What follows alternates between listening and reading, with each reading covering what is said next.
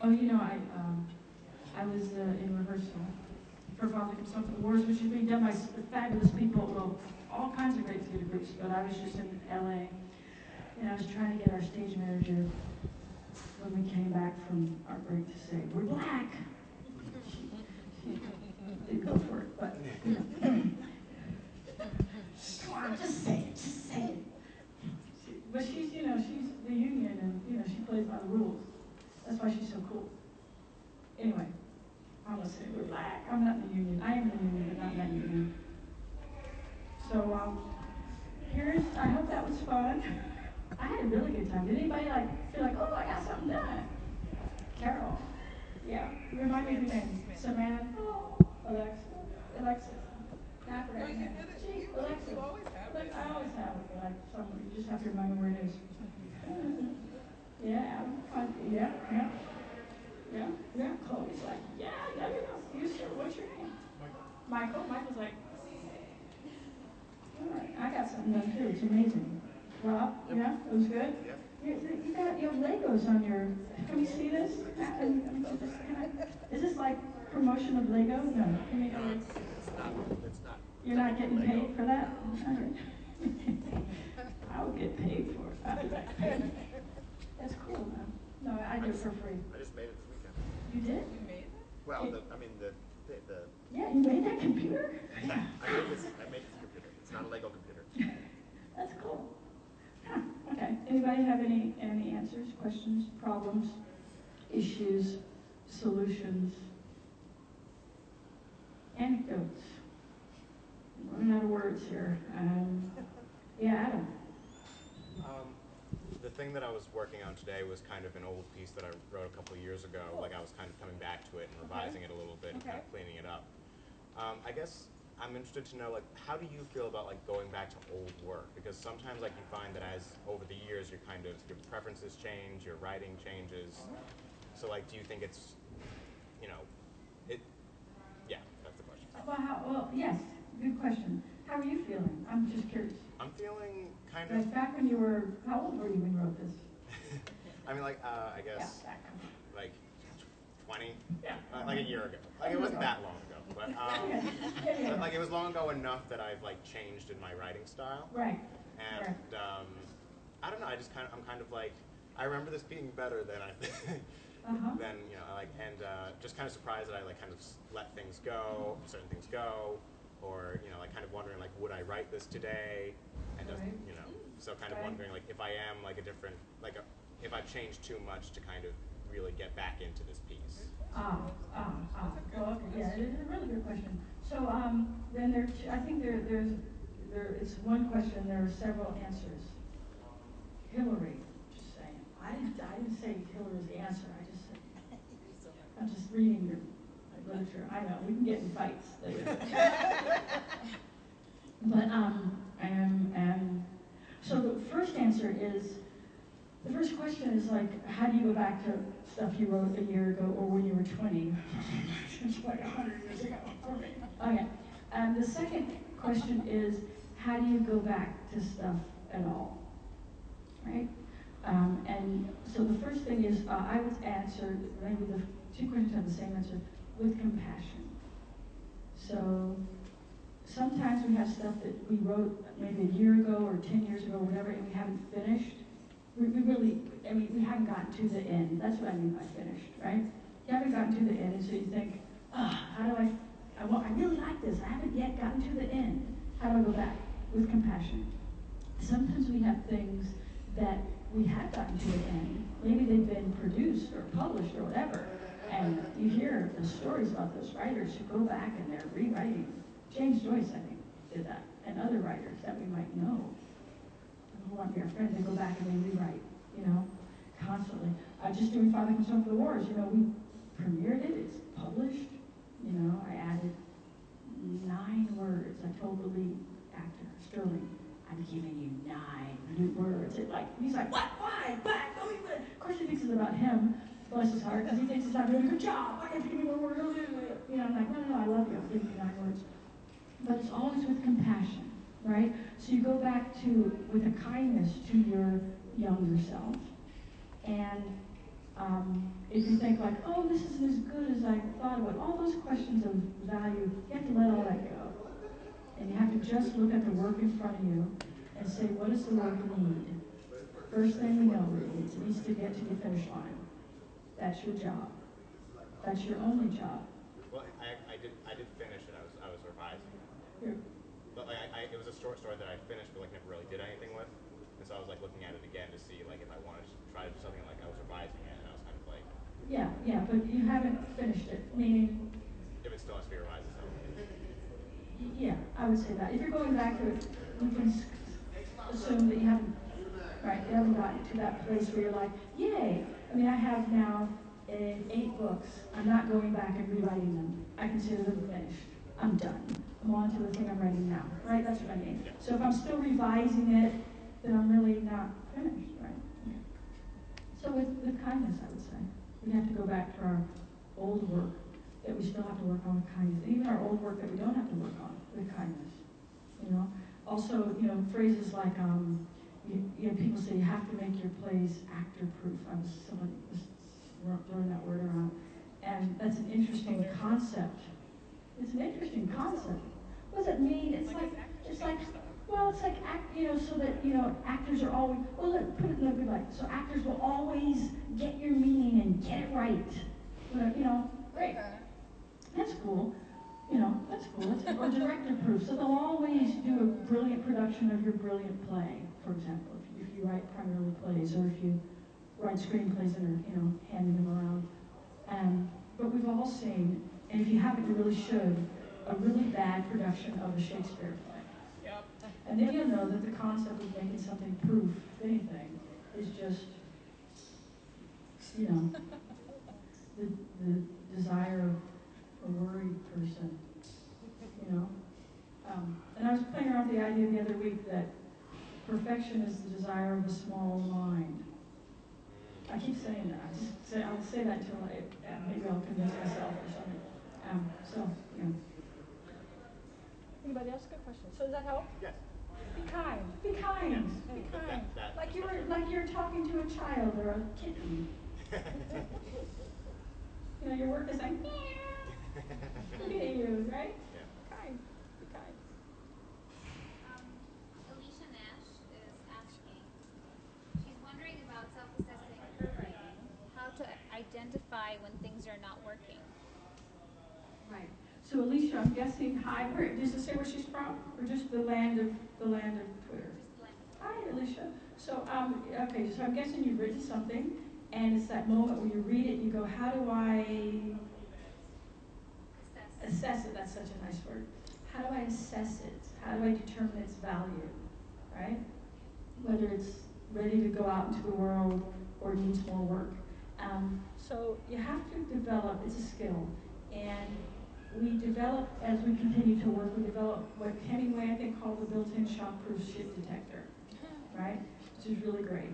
And so you develop this, it's like a muscle. You got your writing muscles together or your creative muscles together, and now you have to develop or continue to develop that muscle, which lets you know when something is ready to be released back into the wild. If you've ever seen the movie, I can't remember, Born Free or something, or Free Willy, it's probably the same thing. I have never seen Free Willy, but Born Free, I think, you know, they catch the lion and they find the lion, you know, and then they nurse it back to health. And then there's a moment when they know it's ready to be let go. That's the kind of muscle that you want to develop, right? And it takes practice. And it's a combination of getting certain kinds of feedback from your colleagues, your trusted collaborators, and it's something you know inside. And I usually trust my insides more than I trust my collaborators. But it's something you got to work on. So if you're still looking at something and feeling like, I don't know yet, maybe give it to your favorite trusted collaborator or friend and have them read it and see what they think. And at a certain point, you got to risk it. You got to let it go and see what happens. So it's a muscle that you got to develop. It's a good question. It's a long answer. Longer than today. But hopefully that helps. It's a muscle. she says thank you. And where are you from, Alicia? Where are you from? I want to know where you're from. I'm just curious.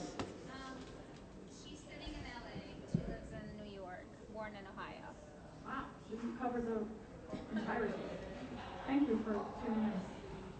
So anybody else?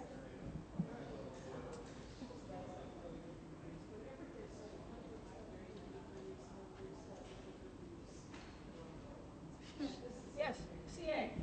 So, I just finished a draft of something, Okay.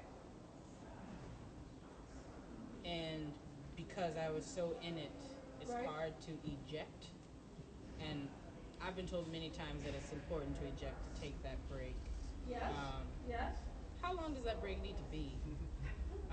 And like, is there anything you would advise about just what that should be, or like what you do Yeah. to sort of? Because I think at least in my eye, I need the space just so that I don't look at it the way I looked at it before, which was. Right. But I don't know. Right. I don't know how to negotiate that. No, that's a great question, because it kind of dovetails with Alicia's question. How long does a break need to be? How many pages is it? 80? Yeah, not long enough. So I need more. Like I can't. No. Well, you do need a break. You already telling me it's not long enough, sister. I mean, I was going to be like, yay, 80 pages. 80 pages is good. 80 pages is really good. 80 pages is 80 more than nothing, which is what you had when you started. I'm like, 80 pages is great. Okay? So my question is, I'm thinking that maybe there's some mathematical formula that would, and maybe there's not one. So, and half of 80 is 40, half of 40 is 20, half of 20 is 10. I'm just trying to think, because I would say about a week is good. But I think, so I was trying to make up a mathematical formula like for all things. But maybe like, what, an eighth, a tenth, that's it, right? A tenth is 8 days. A tenth of the number of pages. Maybe that's a good rule. Because if I'm, for example, if I'm writing something that's 1 page long, I can take a day away from it and let my subconscious mind do a lot of the writing for me before I come back to it the next morning. So I often do that. So I write something in the morning and let it bake or cool, actually come back to it the next morning, like that. So that's one, so how about a week? Does that feel good? Does that feel like you want to get to the point almost where, and then you have to hypnotize yourself. Because when you pull it out of the drawer or wherever it is, you have to kind of like be in kind of a place where you kind of have forgotten that you wrote it. Yeah, you can do that. You're a professional. Do you print it out when you're finished?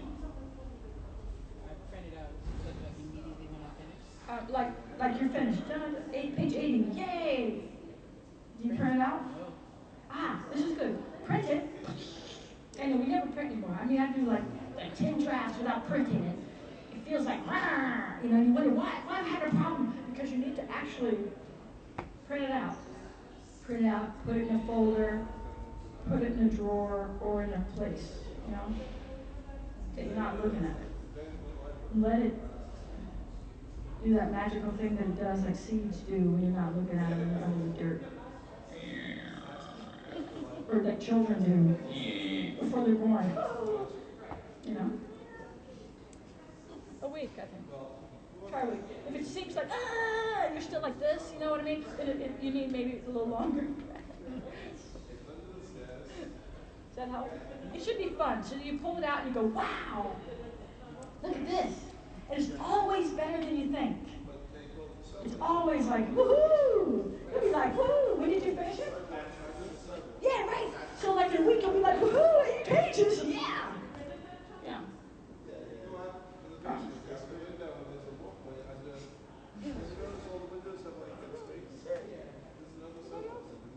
We've got Crystal and Adam. Crystal! Is it Crystal from New Jersey? No? Check. No, maybe this is something. Yes, she is. Yeah! Alright. She says, hi, I'm revisiting a play from a reading and have still not found comfort in my ending even after almost 3 years. Oh, wow. where do I go from here in trying to get an ending that makes me satisfied as the storyteller? Right. So Crystal she's been working on a play, and she is still not satisfied with her ending after 3 years. Crystal is a woman of patience, fortitude. Crystal's got children, she lives in New Jersey, she works hard. And so it's not for want of effort, right? I'm guessing, Crystal. I imagine that you were working on this really hard. So I would say, maybe you tried this already. I don't know. What I do is I write down 10 stupid endings. They have to be stupid, and you have to write them down. 10 stupid endings for your play. Maybe you've already tried this. If you tried this, try again. 10 new stupid endings, and pick one. And say to yourself, that's good enough. And what's interesting is that that's what you have kids, Crystal, so you know, those of us who have children, we know that you watched your kids learn to talk. I mean, I know it wasn't only Durham. I'm guessing my child, so all children are like this, but they do this, right, Carolyn? They do that for a long time. They just make sounds like that. And the appropriate gestures. And you realize, oh, this is how you learn to talk. Right? And guess what? This is also how you write a draft. And then the right words come when you're ready. Right? After a certain amount of work has been done. So try 10 stupid endings, Crystal. 10 stupid endings. Pick one and go for it. And just be like, that is the ending. Because the great thing about a play is, you can take it into rehearsal and, hey, you might discover wonderful things in rehearsal. It happens all the time. Yeah?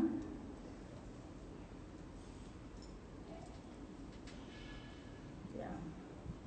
There's like a phrase, I think it's a real phrase, I don't know, it's called gut genug, which means good enough. And sometimes, you know what? That's what we do. It's good enough. It's good enough, and we go forward like that. So.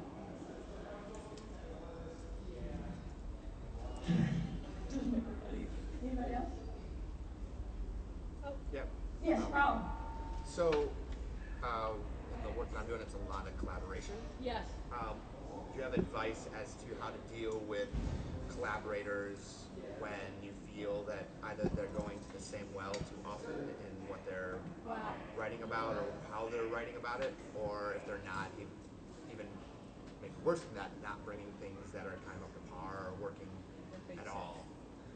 Yeah. How do you encourage them Wow. to, or facilitate something that will make it so everybody's kind of playing Right, at the same level. Yeah. That's tricky. That's hard. So Rob is working with some collaborators right now, and it happens that sometimes the people we work with aren't bringing what you feel is their A game. Yeah. Or it's the A game they brought 5 years ago. Yeah. And they're bringing the same as A game, the same A as game, whatever it's called. I mean, bless their hearts. They're doing the best they can with the tools they have, but you're wanting their 2016 A game. Yeah. That's tricky. It's hard because it goes into the realm of, and this is very different from when you're working with an actor or when you're working with designers. You want them to step up to the plate and respond to the work that, the blueprint of which you have in your hand. So it's very different. You're doing like kind of devised work, Yeah. you could say? Yeah, Okay. futurism. Right. So it's tricky because we're kind of talking about controlling people outside of ourselves. And that's Also tricky. taste too, It's what? It's also taste too. It's also taste, right. So it's weird. It's like, I think when you collaborate with people, you have to encourage them as much as you can through positive, it's like, you have kids? Do you know any children? Yeah. Do you know? I don't have my own kids, but But it's like this. It's not if you scream at them and yell at them and kick them, But if it's this and you're encouraging them, that's how they're going to learn to walk, right? yeah. Right?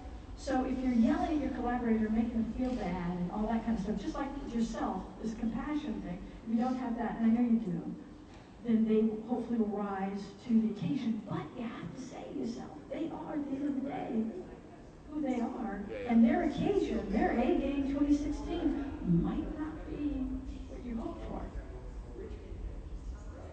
And so then you say, perhaps it's time to collaborate with different people. You know, no harm, no foul, but it's just like you need people who are going to collaborate with you in the way that you need to be collaborated with. And sometimes you say, wow, we worked together for 5 years, and for a minute, I got to work with this group over here. I got to focus on this over here.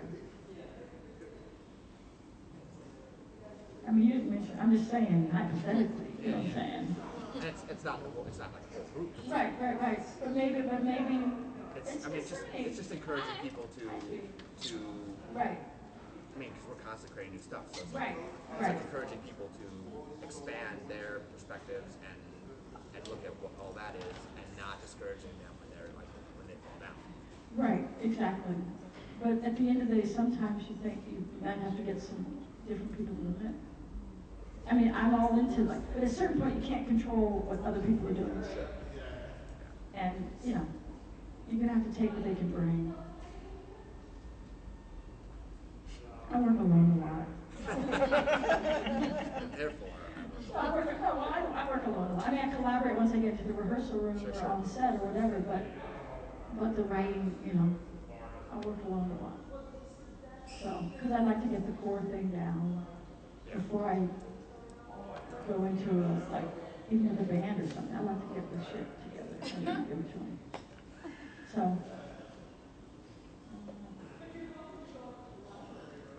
We all kind of end up working on our own and then bringing it in. Oh, I see. Okay.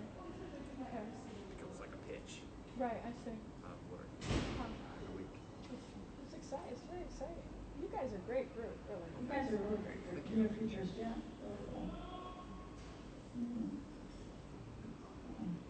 So Crystal's back, and Yeah. she's saying, thanks, Susan. I will write a new list. A new list, yes. A new list. And then she's like, she says collaboration. How do I give my story over to my director? How do you give your play or your screenplay over to your, when you give it to them like, you know, if you write something and it's like, oh, that's my baby and you're doing it wrong. Like that other something somebody said. oh, that's my baby, you're doing it wrong. Like the actor-proof thing. Actor thing, yeah, doesn't exist. I mean, yeah, you can worry about that. I mean, you can either do your best, you can do your best work, and then let it go. Or do your best work and spend the rest of your time worrying about it.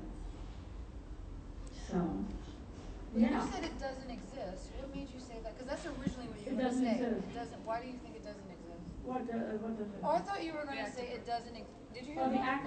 active proof Proof, thing. yeah. Well, I mean, I'm just saying doesn't. I'm just saying I've seen brilliant plays done very poorly.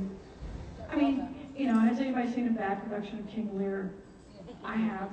I think it's a pretty good play. You know. Okay. So trying to make it so that there will never be mistakes made in a future production of your play is it's a big job. People do that job. People will assign themselves that task, but I would rather focus on other things. So I would suggest, Crystal, do your very best work, write your King Lear play. Boom, hit it out of the park, and, you know, be present at the first production, certainly. And sure, if you need to be present at every other production after that, that's your choice. If that's your life that you want to live, that's your life. You know? But again, this is the next stage. What Rob was talking about, this collaboration, and we want to be able to give ourselves over to our collaborators and accept whatever game they got. It's like being married or dating or having kids, Crystal. You know that. You have to work with what they got, you know? And in the arts, if you're not liking what they're bringing, then you can find other collaborators. You can't turn in your children. You can't turn them into things like frogs. No, you can't do that. So You know what I mean? So we have to give it over. Do your best work. Make sure it's solid, Crystal. You have to make sure it's solid because you develop your built-in shockproof shit detector, and then when it's time to give it away, you give it away. I mean, I was in rehearsal for 3 days. Now I'm here. I'm not sitting looking over Joe Bonnie's shoulder. You gonna get it right? No. I'm here. I'm gonna be here. Yay. Hopefully that helps. Alicia's back, Yeah. and she's asking, do you set specific goals annually? Annually, yes, I do. Annually, and then I break it down. So annually, like I could say I want to write more songs, I could say. Or I don't really set a number. More, it's kind of vague, but more songs. Show up for my songwriting every day or something like that. So annually, I would suggest that it's good to create new goals. And annually it's tricky because people think, oh no, I missed it. New Year's, it's already March, shit. Guess what? Annually can start today. And so annually starts today. So you can have a New Year's resolution that begins today. You can also break it down a little bit into bite-sized pieces. So, Alicia, an annual goal, and then you can get a 6-month goal, and then you can get a 3-month goal, and then you can get a goal that goes month to month. That's very, very helpful. Also, week to week, day to day. I do all that kind of goofy stuff to help me sort of keep my focus, what's important to me, and to remember what's not so important, So sure, I set all kinds of goals and things like that. I think it's good. It helps. Yeah, Alexis. It's like an anecdote because of anecdotes. I promise myself if I don't have a question, I'm not going to just ask a question. So I'm feeling really good. I was like, oh, I've got this in the works and that's coming up, and I keep speaking life to those things. Right. But then that thing happens where you get on, and I'm trying to do this thing where I purge myself from social media, but you get on social media, and I also, my main thing is supposed to be acting. I love to act, and that's what I want to do. Right. And then I see my other actor friends actually doing stuff towards that. I'm like, oh, wait, I'm paying too much attention to this writing thing right now. My best friend has a phrase where it's like, oh, your chapter 30 is somebody else's chapter 6 and vice versa. So then, I think right now my biggest thing is wrestling with that jealousy of somebody else is doing the stuff that I should be doing right now while I'm doing other things. Sure. So what Alexis just said, I'm going to kind of rephrase what you said. So Alexis said, so I was writing and things are going really well, and I've got these projects that are written. Now I'm doing really well, and I'm sort of feeling good about myself. And then, I picked up the crack pipe. and it just fell to shit. And I don't know what happened. But, anyway. And I went on social media. What is crack pipe? It's meth. Your teeth are falling out. You're like, what the fuck is happening?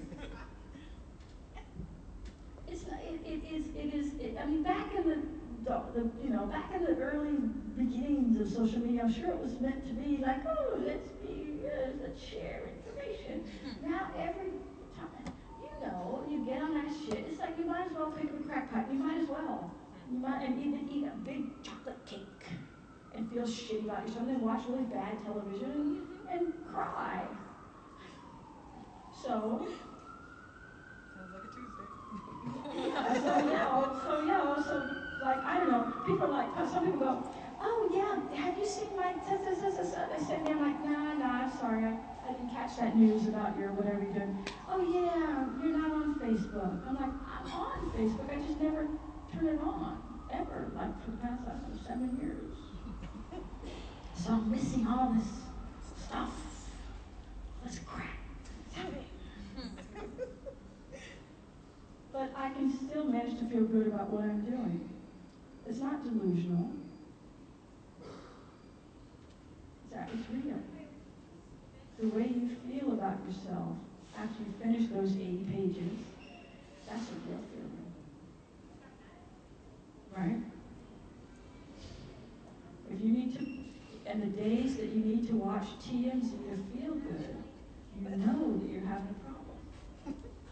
Let us see what, there she is, Yeah, it's like these markers, these photos of oh, I was on SNL last week,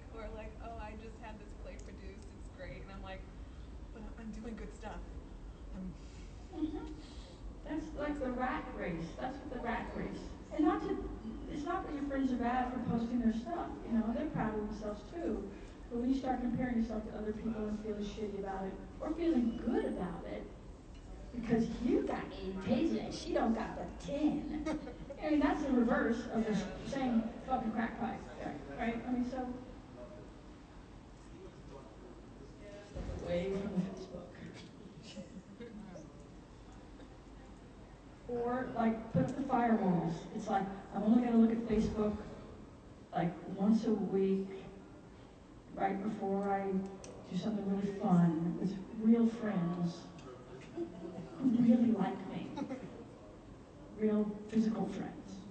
You know what I mean? Like, set up that kind of scenario so that you... Yeah. Or, actually, it's that you turn, now you sort of put in, you build around that stupid thing that you're compelled to do something positive and affirming. Right? Yes, Cassandra. How are you? Did you go to Chicago? Did you? I did go to Chicago. Yeah. So, So yeah. I mean, it was fast. But how I'm putting two applications together now. One for the Suzan-Lori Writers Conference, and one for a LARC play development grant. And I know that you've written a lot of grants and been, submitted to a lot of competitions and been finalists in those competitions. What is that process like to create the strongest case for yourself? Right. Try to convey who you are on the page, or if you do video clips or whatever. Just once you start thinking, we talked about someone the week before last. I can't remember her name. She was sitting over there. She had a hat on. We talked about. That's you. It's you without your hat. Yeah, we talked about how to, right? We were trying to figure out what the marketplace might want, right? Yeah. Don't go there. No. Just do your thing. Do it as best you can, as strong as you can. Be you. You do you. And, if it works out that you get fabulous gig and fabulous residency, great. And if it doesn't work out that you don't get fabulous gig or fabulous residency, you're still fabulous. I have a friend who recently attended a funeral of the first chair oboist in some symphony, like the Boston Symphony or something. Someone wonderful, a brilliant musician died. And this guy remembered, my friend remembered when he went to the audition for that first chair, he didn't get it. And he was crushed.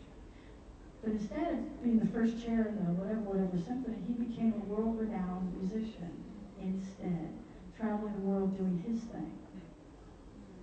So, and he sat at the funeral going, this could have been me up there in that box. Instead, I'm here doing my shit and doing it really brilliantly. So this opportunity might work out, it might not. This one might. It makes sense.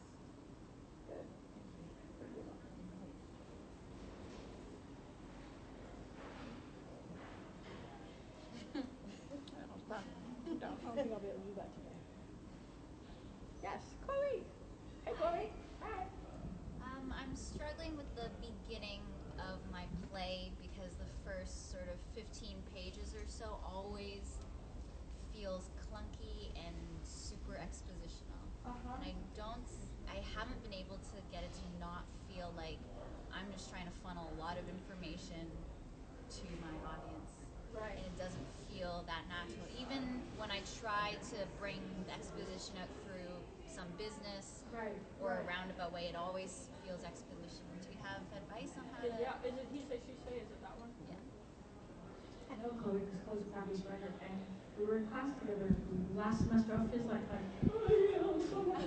But, yeah. So how do you, what does your writing space look like? Do you write anywhere, or do you have your apartment, or do you have a certain place where you always write? It's either the apartment or the library or the 7th floor. Okay. So do you sit primarily? So, movement.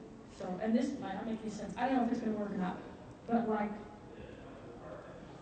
You know what I mean? You know the story already. You've been working on this play for a while. It's a beautiful play. You're going to find it. That I know. Number one.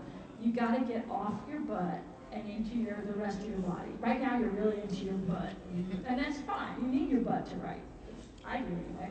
But you got to get you got to get moving. And it's not a hip hop play. But it could be. No, but it's a play where the language is very alive. Okay? And the characters are really, really interesting and really beautiful. So you need to get in the body of, I can't remember the names, the girl, the daughter, and the next door neighbor, and the folks who have recently immigrated, and their daughter, right? So you need to get in their bodies. You're kind of just, right? And you need to, the mom she wants to study fabric design, right? So she's like, and she was always, she needs to be more. These people have a lot of energy, a lot of drive. They came all the way from boom, right? So they have they're very, very brave and strong and amazing. And you kind of have them, we talked about this, the dad who gets the heart condition and then he isn't as active. He's kind of sitting in the house looking out for a good part of the play. But so that tendency might be buried in the way that you're trying to develop your characters. And really, what do they do? What are they doing? What is think of maybe 10 stupid things that they could be doing at the beginning of the play. Like 10 really stupid things. I don't know what. You know what I mean? And throw them in there and do it. And just have the conversation that you already know will come out just naturally through the activity through the actions that they're doing, right? And again, and people go, oh, talking is, we talk about this, dialogue is action enough. Maybe. But, Lear. Oh, he's gonna divide the kingdom today. Okay, well, bring me the map. Oh, wait, what are they doing? Well, I don't know what the play's about. No, you know what the play's about because there's a map and there's an old guy and he's like, or whatever he's doing. And then the daughters come in and right? Exciting. And a lot of exposition. But, we're totally hooked. At least I am. Right? It's that kind of energy that you want. Yeah?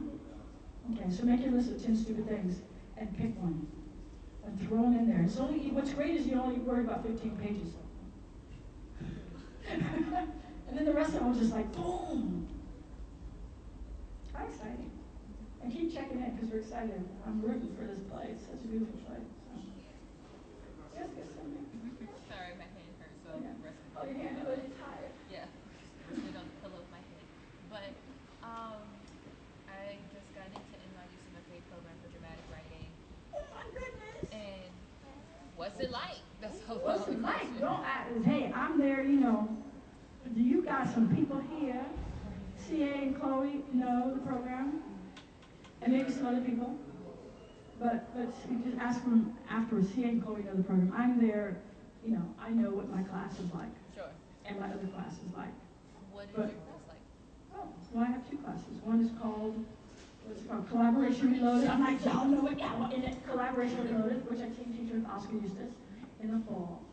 And the other one is called Loving the Living Playwright, which I teach by myself in the spring. Okay. So, just writing classes. I don't know. Okay. Congratulations. Thank you. Yay. That's great. We'll see you next year. Next year you start? Well, we'll see. It's all about funding now. So The money, yeah. maybe. Oh, yeah. Well, it's good to be accepted. Congratulations. Thank you. Okay. Anybody else? No? You just wait.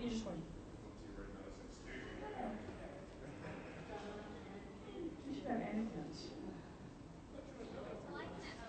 Oh, you can? Okay, Salma. So, alright, there you go. It happens. So, when people write their first play, it's usually very personal. Okay. No, not always, but I'm just saying, if you're a new writer, sometimes the work that you produce the first time, there's going to be a lot of you in it. Okay. Or at least from my experience. Okay. How do you remove yourself from that? how do you know when it gets too personal, and then have to detach yourself away from it and look at it as a writer, not as one of the characters in the play? So funny. Okay. Couple things. Yeah, so you're writing a play in which, wherever you are in your career, whether it's your first play or 90th novel or whatever, and you're writing, and you okay, Angie? Yes. Oh, that's drama. You need my help? Your chair is falling. You're okay. You went to Yale? Is that true? Oh, I'm just wearing a sweatshirt.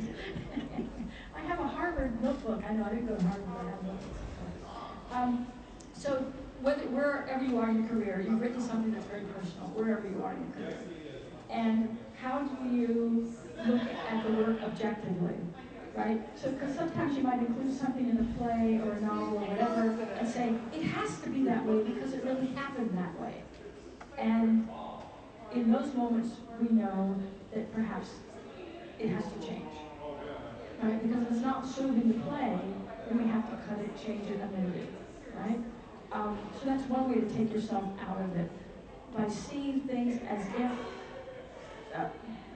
by seeing things in terms of their dramatic relevance. This needs to stay in the play because it works for the play, not because it really happened to me, for example. And that's one way to take yourself out of it. That's actually kind of the best way. Just make sure that it holds together as a piece of literature. That help? Yeah. Sure. Yes, please. Oh, please. So in my first novel, Yes. which is set in Ohio, Yes. this was part of where I lived many years ago. I live in Canada now. So for the research, I was driving around Ohio, Right. and I stumbled across, just by chance, Custer's Monument or something like that. Oh, wow. And while I was standing in this deserted parkland, this big, huge pink car drives out. These two white people drag out their Native American adopted son, and they basically force him to look at these massacre stuff. Anyway, it was this amazing scene. So I just thought this is it fit sort of into some of the themes of the book. Right. So I added this scene. The whole book total fiction except this one scene which Right. was there. So I remember as I'd finished the draft, I think it was my dad who read it. Right. I did my first reader, and I think it was it was my editor. My editor at Penguin said, I loved everything in this book except for there's this one chapter that is so unreal. It's got to go, and so it was the one quote real chapter, but it wasn't real for the book. Wow. And that's what you're saying.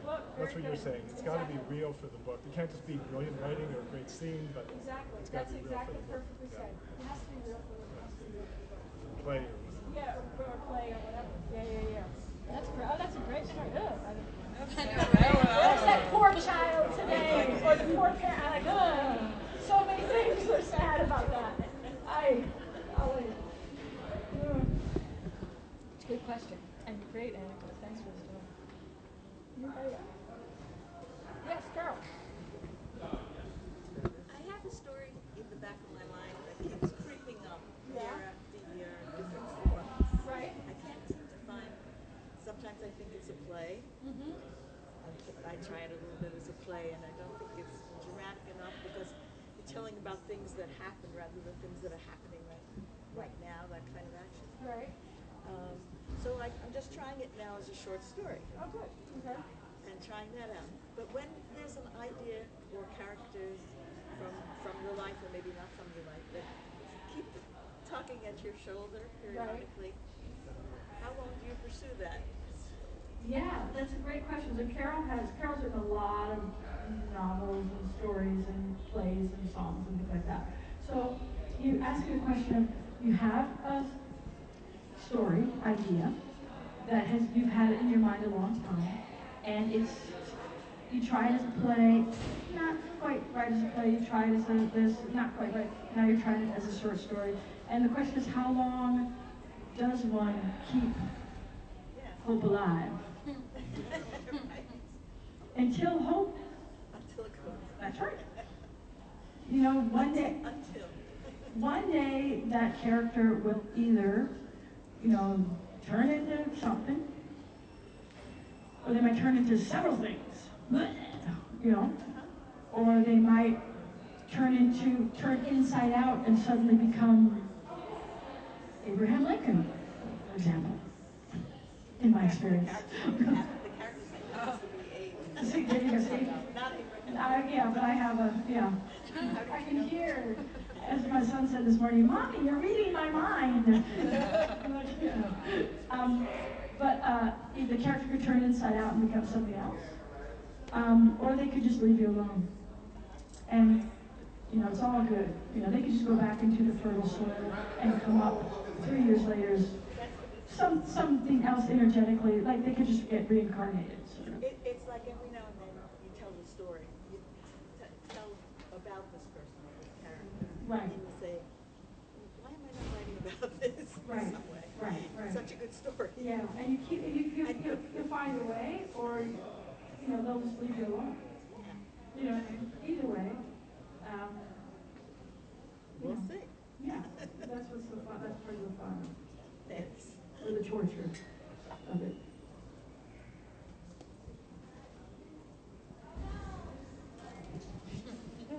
Watching a Karate Kid last night. It's great. I mean, it's not really good, but it's interesting.